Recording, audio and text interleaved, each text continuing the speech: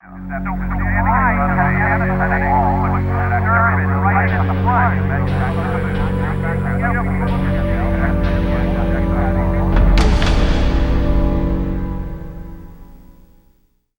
good morning, I'm Rob Grimes with FoodTechTV, and we're actually here at FSTEC, and we're with our opening keynote speaker, Chef Robert Irvine. So welcome. Thank you. It's great to be here. So let me ask you this. Why are you at a technology show? Well, you know, my business is food and restaurants, hotels, motels, and bars, making them successful.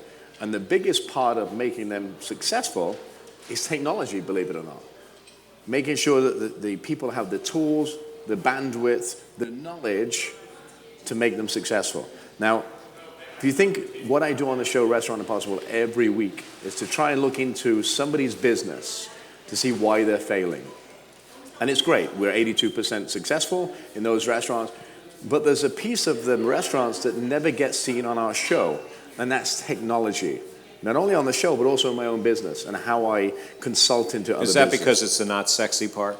Well, it's not only not sexy, we just only have 42 minutes to be able to tell this story. And technology, believe it or not, is a huge part of moving forward. Okay, so wait a minute. So obviously you have 42 minutes, but when you film an episode, how long does that take? It's a real 36 hours. 36 hours. Okay, so you have to spend a lot of time with the owners. Yep. And you spend a lot of time looking at their business, which never makes it, on camera. So what is it? What's behind the scenes chatter? What are you actually talking about behind the scenes that doesn't make it, where does technology tie into that? Well, the first thing we do is find out why they feel they're failing. And it's always the same answer. Oh, it's the economy. It's got nothing to do with that they're doing things wrong. They don't have inventory control systems. They don't have the tools that they need from a technology, from a back of the house standpoint. That's the first thing. And then when we start talking about food, which does make the show, we talk about marketing that occasionally makes the show. But I have to sit down for a couple of hours, and that's all I have is a couple of hours to turn around and say, well, okay, show me how you run your business. From the moment that food comes in to the moment it hits the table and everything in between. How do you make your recipes? Is it in a system somewhere? Your point of sale, do you have a point of sale? If not, why not? And a lot of these restaurants are family-owned and operated businesses that have been running for, some 60 plus years, and they're so used to doing it this way because that's how their mom, their dad, their grandma started business. They're not open-armed about change. So, you're a restaurateur as well, and if I told you how many, famous chefs start a restaurant and they're out of business in the restaurant. Mm-hmm. And, I take a look at that, I sit there and go, well, what is it that they did wrong? So what is it that you're doing right in the operation of your restaurant to make sure that you're successful? How are you taking your own advice? Well, here's the thing. Nobody's, Rob, going to tell me how to cook. Okay, that's number one. I know how to cook, so I don't need somebody to tell me how to cook. But what I do need is for somebody to tell me what I need from a technical standpoint to move forward. I have a goal of 5 years of a $100 million business. Okay, whether it be the restaurant, whether it be production, whether it be food service, whatever that is. Mixed together. So when I say I need somebody to tell me, I'm running a business, I'm a restaurateur, I'm not an IT department, I don't understand everything that goes on with IT, so I hire somebody to come in and tell me, oh listen, well, first thing, where do you want to be in 5 years? Well, $100 million business. Okay, how do you want to get there? This, and this. Well, now you've got to show me the steps as the IT person to put in place to be able to benchmark my success over them 5 years.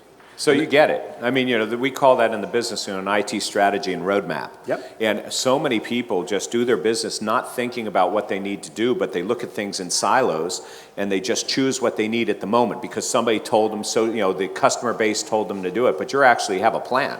Yeah, I think it's very important for everybody out there that's in the hotel, bar, restaurant, and motel business to really understand where they want to go and the direction, that strategic plan, as you said, to get to that end goal. It's like being in a military operation. A military commander will say, okay, we've got to take this hill, and here's the plan to do it. In fact, what we're doing is we're starting with the end goal in mind and reversing backwards to make sure that we have steps in place and they're trackable or scalable, as we say, to get to that point. So you believe that what you've been putting in place technology-wise is going to be scalable to get you to 100 million, but your added challenge is you're not looking at one business, you've got 4 or 5 businesses that you're looking at, and they all have to tie together. And it's interesting, that's exactly right. For me, I don't go into business with people, I don't start something unless all my businesses meld into one. You know, technology, food, nutrition, television, they all bookend into each other. So it's important for me to make sure that technology can get into all them places. Right, so you want to make sure that what you use is going to work across the board. So you can't afford to choose something that just works in one business, it really has to work across the board. Absolutely, and I know what everybody says, you know, oh, it's an investment. Well, here's how I feel about that. If you don't invest in yourself, in your future, you won't have a future.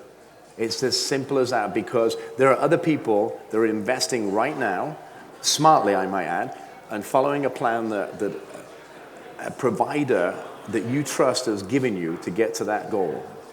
And if you don't do that, there are 1,000 people that will do it before you. Okay, so you refer to yourself as a cook. So we get the idea. You're a great cook. So do you also consider yourself to be a technologist?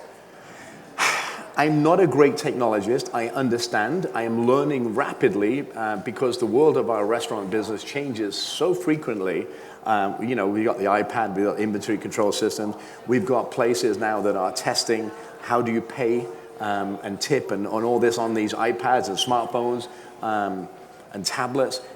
We have to evolve, and as restaurant owners and restaurant businesses, we've got to evolve, otherwise we will not be in business. So I'm learning an awful lot. I'm not the smartest guy, you know, on the pack. I understand a lot more than I ever did before. You know, I got into technology late. 2 years into opening my first restaurant, we started to understand that, hey, we need some help. You know, we don't know everything. So we got hold of, can I say Comcast? You can Yeah. say well, whatever I you got want. hold of Comcast to help me and to review my business so that I understand exactly what I'm doing. And there's a lot of people out there that are saying, you know, oh, well, we've been doing it this way forever. Change. You need to change, because if you don't, there won't be a next week, a next month, or a next year. So Comcast ties it all together for you. Yeah. Now you use other technologies in your business. Yes. So what other vendors, what other technologies are you using? I mean, we use a vast array of people. I partner with a lot of people to help me understand from a guest perspective, the feedback, for example. And Comcast is the carrier of all that information. And you need a great carrier. If you do not have the bandwidth in your restaurant, your hotel, your house, we become so accustomed to going online immediately when we get out of bed to check social media, to check our emails, to check even kids playing games. And if we get so used to this, if we don't have that in a restaurant or in a hotel, we get so upset. Mm-hmm. So, you know, that's why I use multiple people to help me do that. So how many devices do you carry? 4. 4. What are they? I have an iPad, a smartphone, which is here. I have a MacBook Pro. I have 2 computers, Okay. a Pro and an Air, right with me right now. Okay, so you carry 4 devices and you're always connected all the time. They're integrated with each other. Absolutely. Okay, so how do you decide what technology? I mean, you're a business guy. Yep. So how are you deciding what technology investment you're going to be able to afford and make for your own operations? It's really simple. What are my goals, and how am I moving my business in the future? What am I going to do in that business? Is it more television? Is it more food products? Is it more? Is it wiring money somewhere? Whatever the case may be, based on the product I've got going or the service I've got going, then I go to the Comcast and say, listen, I'm going to do this. What do you think I need to make this smooth transition, or to make it reportable, easier, or not? Mm-hmm. And that's how I gauge my input, I would say, my investments. So let me ask you about your experience, what you've seen out on the road. So what's the worst situation or that you've come across where technology really saved the day? That's a good question. I mean, I visit restaurants every week all around the country, and most of the problems that they face are, they used to make a lot of money, they've squandered the money away, they don't have technology, and recently, actually, there was a restaurant in upstate New York that I put in a point of sale system. As part of the program, you put in? As part of the program, yeah. It was a micros. We put in a micro system overnight, and it changed their business to the point of, it's like the emperor with no clothes. So I just got to ask, you didn't know in advance when you got there for your 36 hours you were going to put in a new point of sale, right? No. So you had to move pretty quickly to get a vendor or a dealer to respond to you Yep. and get that system in, people trained, programmed. It was so funny because... Not the typical environment. No, it's not. It was so funny because we made this call and they were like, oh, we don't think we can do that in the amount of time. I got on the call. I said, listen, guys, this is make or break this family with a business and 3 kids. And believe me, they came through. Not only did they install, set up menus, point of sale, and everything else, they trained the staff, and now they're having a great time. And did that portion of it actually negotiating with Micros get on air? It was on air, yes. Yeah, yep. So they came through. And the training session that they did. And the training session. Now, you obviously connect with your audience, but now as a restaurateur, you have to connect with your guests as well. So what are you doing to connect with your guest? Well, I mean, for me, it's social media. Not only, if we think about table touching when we're in restaurants, obviously I'm on the road 345 days a year. Do you answer your own social media? I answer all my own social media. And it's so funny, right here at FSTEC, it's going nuts. Twitter feed here is going nuts, which is great because we talk about connectivity. We talk about how do we engage our guests. We're doing it on social media. When one person sits down and they have a great tuna tartare, for example. They take a picture of it, they post it on social media, it goes across the wire, and everybody's like, oh, I gotta go there for that. So we do an awful lot of social media. I have one specific person that takes care of my Facebook and the restaurant's Twitter, and I take care of my own. So you're here at the Foodservice Technology Show, and the question is there something that you're actually shopping for right now that you might actually go look for here? Listen, you think about Disneyland, right? This is the Disneyland of techno for food service. It's like you want to go around and shop. And I'll be walking around everywhere in a minute when we finish this, because you never know what's out there. Technology changes so fast, and I want to be ahead. I want to be on that curve of change. Last year at FSTech, we had Mitt Romney's CIO came and spoke. And I said to him, he had a few minutes to say, hey, listen, let's go walk the floor of the show. So we walked the floor of the show, and he knows nothing about this industry, and so we're walking along. And I said to him, so you see anything you like? So he stopped at this booth that had money counters. He said, Rob, we're doing all of these campaign stops, and they give us cash. And we put them in bags, and we have no way of knowing how much cash and counting them. And the next day, he ordered 3 of them from here that they took on the road to the other campaign stops to count the cash. See, you never know, right? You don't know. Different applications for different businesses, whether you're in the restaurant business or not. I think any Fortune 500 company, any stockbroker, they all have the same interest. They want to make money, and they want to be smarter the way they make the money. More technology is coming into this, and no matter where you are, and to walk the floor and see things and explain, or be explained what's happening with these products, it's great for everybody. Well, great. Well, listen, one last question for you. You're not a technologist, you're just a regular guy, and you're a business guy, okay? But you use technology. So over the next 3 months, have you been hearing some press about, towards the end of the year, it's Christmas time, a lot of stuff's coming out, right?